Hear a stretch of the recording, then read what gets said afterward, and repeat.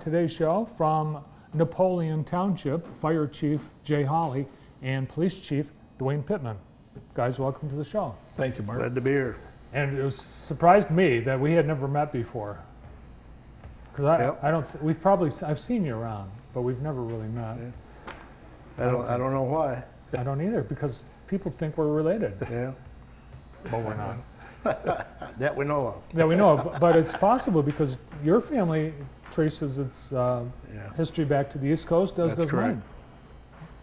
Well, this is a really significant year for Chief Jay Hawley because this year marks his 45th year as Chief of the Napoleon Fire Department. That is fantastic. It's pretty awesome. Congratulations. Thank you. 45 more? No. The body won't do it anymore. So you must have started, that was your whole career, right? Yep. Yeah, I really actually, my father was quite involved in starting the fire department, and that's how I got involved, and just through years. And then I went into service. When I come back, I got into the fire service full time. And it was 45 years ago, and the Hawley name, and your legacy, it's pretty much part of Napoleon. Yeah. I think everybody in the Napoleon area knows about the Vic's Takeout. That was your dad's party store. Yep. 85 years in business. Wow. Still there. And Dwayne, you Going. actually worked there. Yeah, I worked for Vic while I was still in high school. Worked 2 years for him, stocking shelves and doing the coolers and that before I got out of school and then went and got another job. But it was a great experience. I loved it there. Well, Napoleon is a great place to live, and it's confirmed because you have been ranked as one of the safest cities in the state of Michigan, according to SafeWise.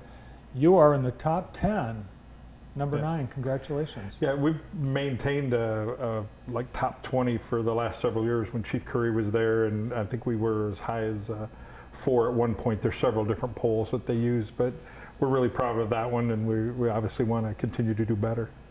And what is it that they look at? What are the things that makes Napoleon so safe? Well, I think it's crimes that are reported and crimes that are solved, so that if you have something and you're able to follow up and identify a suspect and prosecute, I think they look at all of those factors.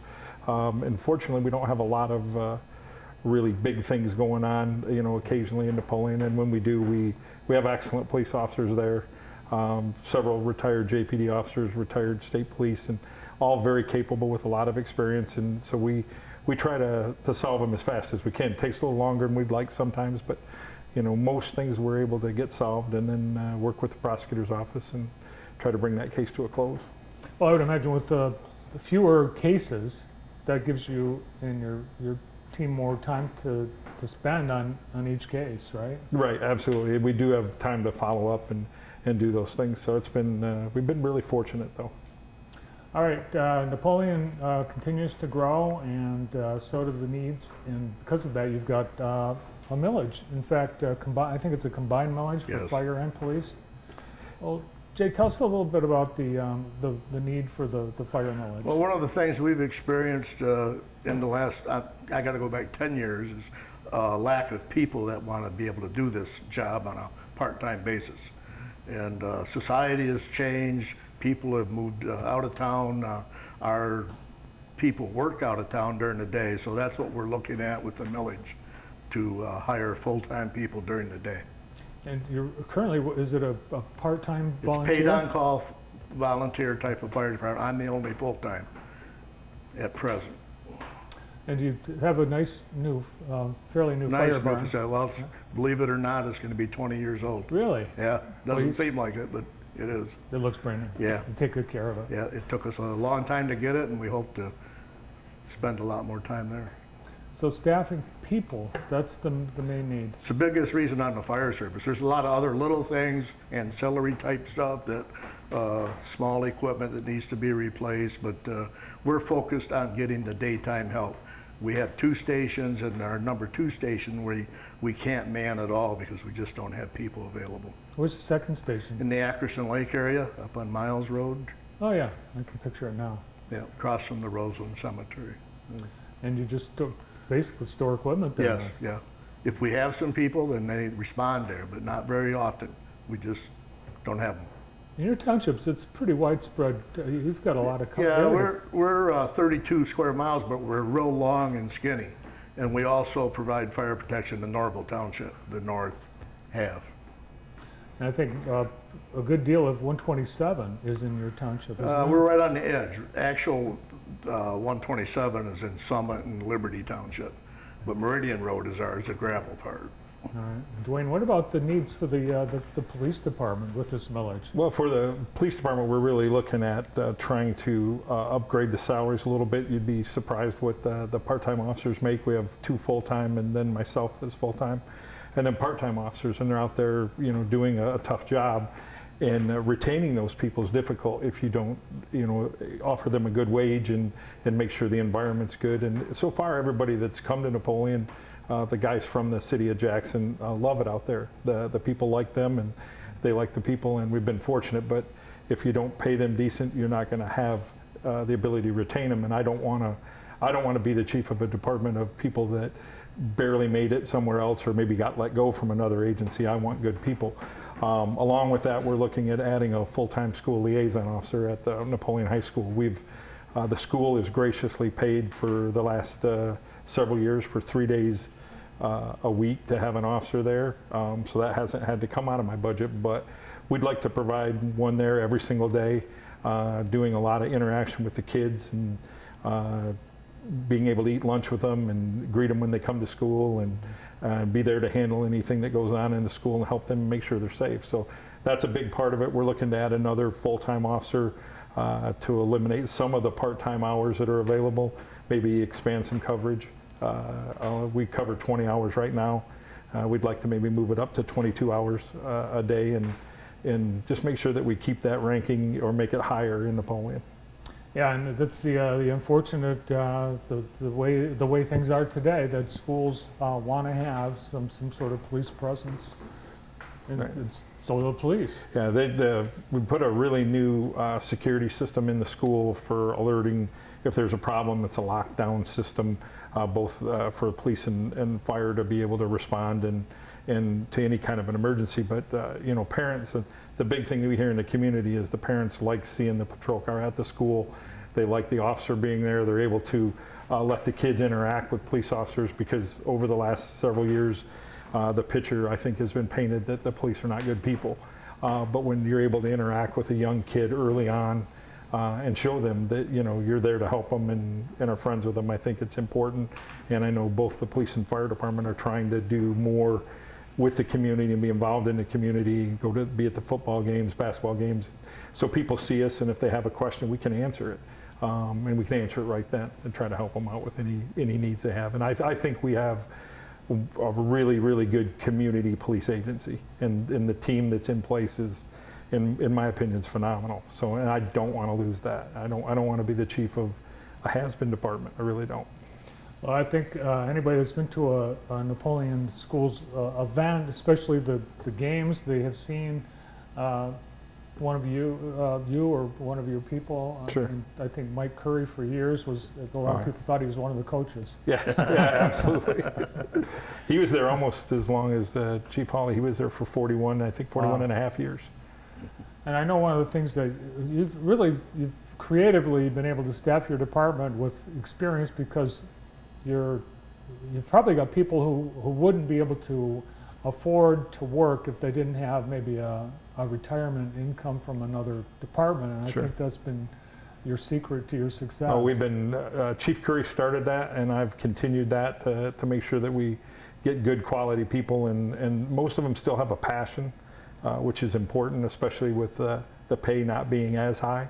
But they like helping people, and especially in a small community, you get the admiration and you get the good feelings.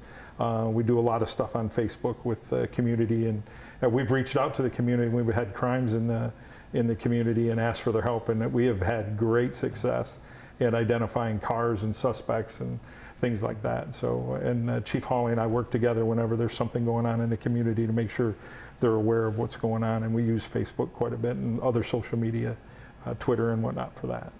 Yeah, it's amazing how some maybe not so smart criminals use Facebook as well. Yeah. Yes, they do. Thankfully. Yeah. So how do you guys work together as a team, as two departments, Jay? Oh, I think, you know, being in small departments, we help each other. They respond to all of our calls, and we'll respond when they call us for some other help for them, but they're always with us. And the type of calls we go on nowadays, we need the presence of a police officer there, just because of the circumstances. Last time you were here, Dwayne, you were in line to get a car, I think, right?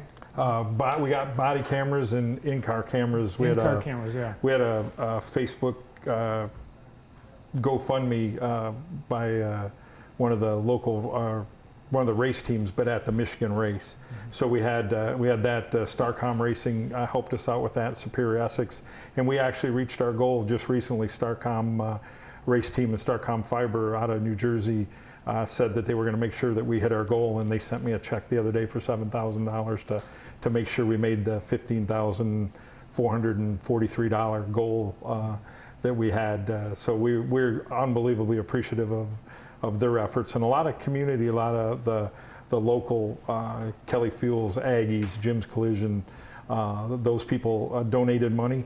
Helped us out. Aggies hosted a fundraiser there for us, and a lot of the race people came. Landon Castle, the driver, came and signed autographs, and because of that, regardless of what happens with the millage, we'll have new body cameras and in-car cameras, which help with transparency when someone wants to know what happened or what we've done, or for court proceedings. It's fantastic.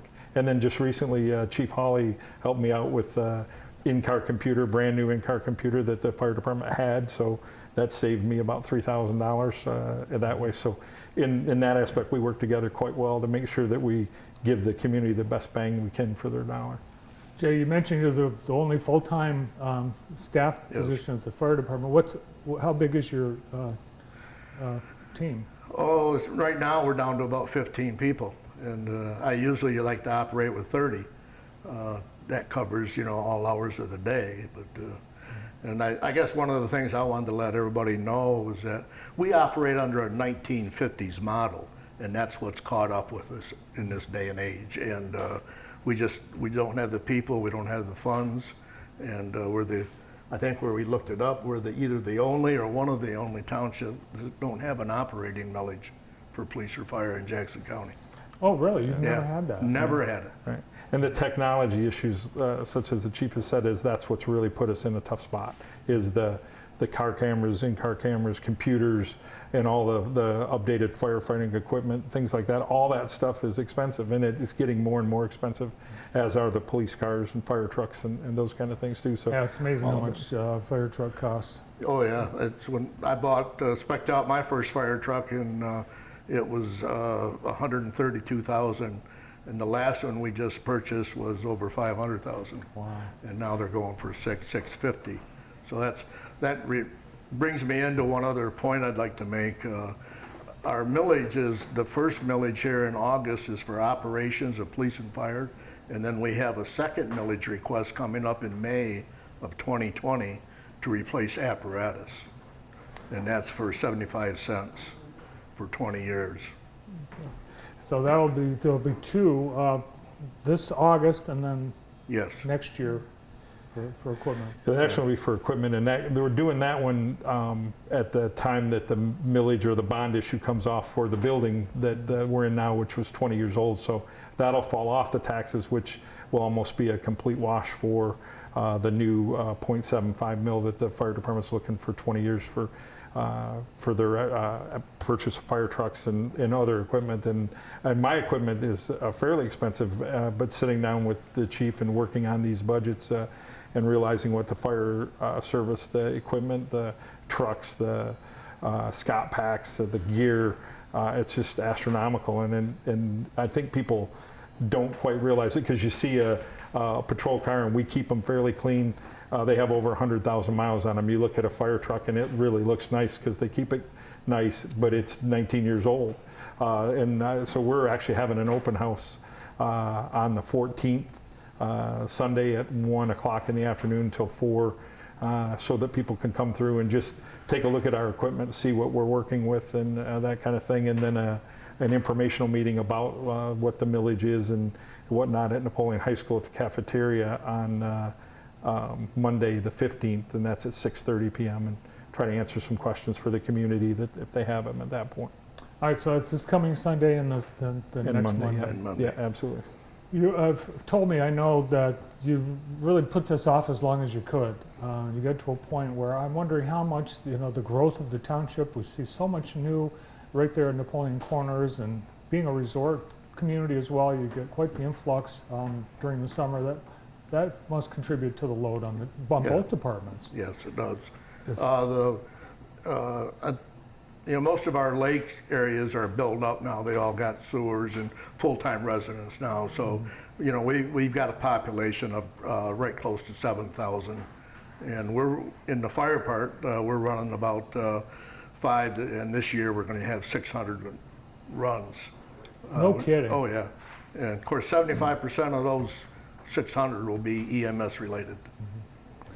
Well, good luck. I know you've got a lot of community members that are interested in this millage, and they can find out, as you said, Sunday at the station, and then Monday at the high school, right? That's correct. That's Okay. great.